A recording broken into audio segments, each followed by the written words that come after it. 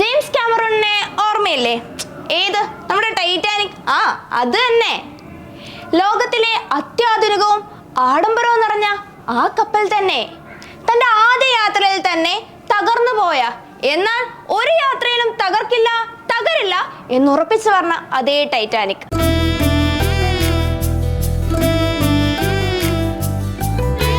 കഥകൾ നിങ്ങളുടെ ആഭരണം പറയട്ടെ. ചുങ്കത് ജ്വല്ലറി.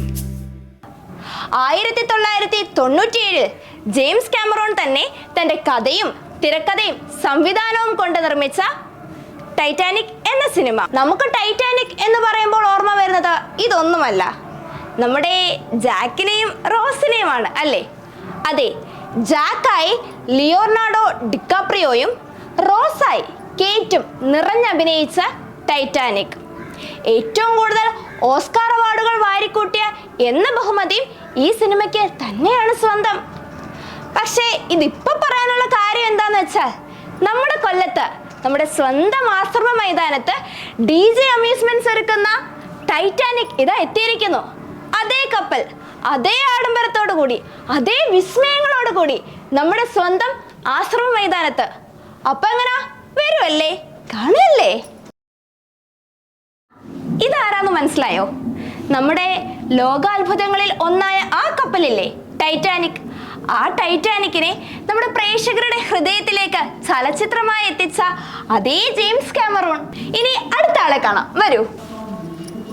ദാ ഇതാരാന്ന് കണ്ടോ? പ്രണേതാക്കളുടെ സ്വന്തം ജാക്ക് ചേട്ടൻ.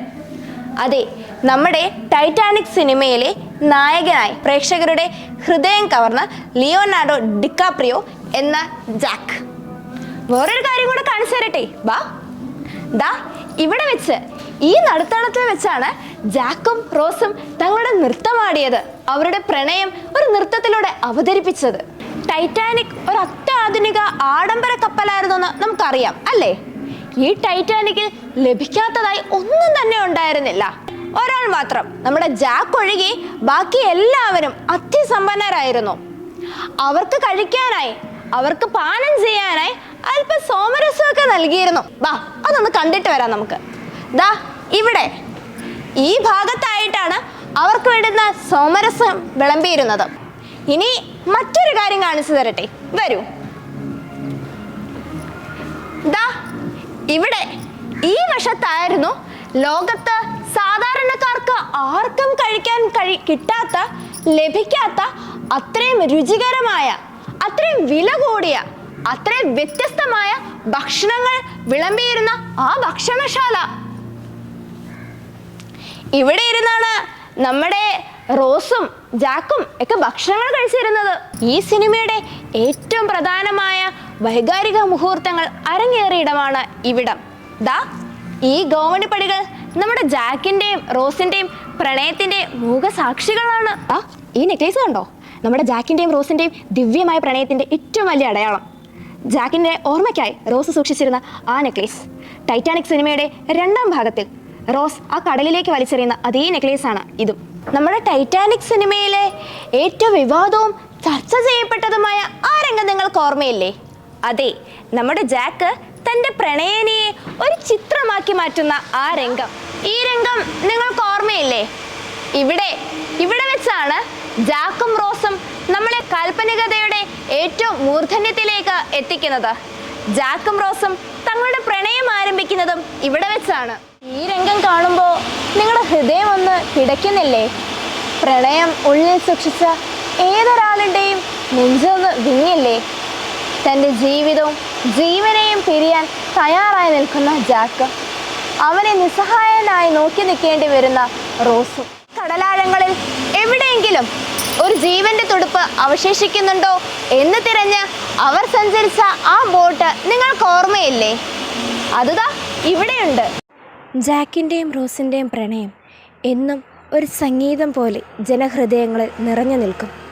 അതിൻ്റെ ഉത്തമ ഉദാഹരണമാണ് കൊല്ലം ആശ്രമ മൈതാനിയിൽ ഒരുക്കിയിരിക്കുന്ന ഈ DJ അമ്യൂസ്മെൻറ്റ് വിസ്മയം. ടൈറ്റാനിക് എന്ന ലോകവിസ്മയം, അതിനുള്ളിലുള്ള വിസ്മയങ്ങളും നമ്മൾ കണ്ടു കഴിഞ്ഞു.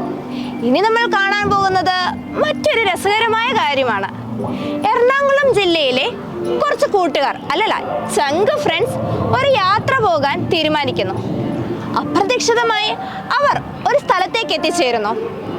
ആ സ്ഥലത്ത് അവർക്കുണ്ടാകുന്ന അവസ്ഥകളും സാഹചര്യങ്ങളും വെല്ലുവിളികളും നിറഞ്ഞ ഒരു സിനിമയുണ്ടല്ലോ, നമ്മുടെ മഞ്ഞുമൽ ബോയ്സ്.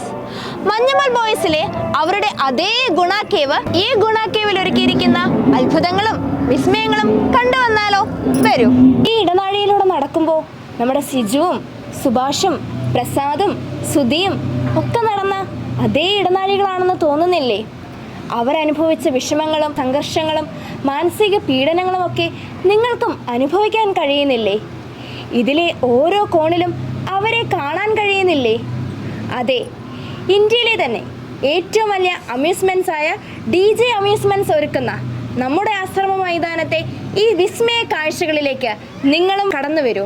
ഈ കാഴ്ചകൾ എങ്ങനെ വീട്ടിലിരുന്നാൽ നിങ്ങൾക്ക് നഷ്ടമാവില്ലേ?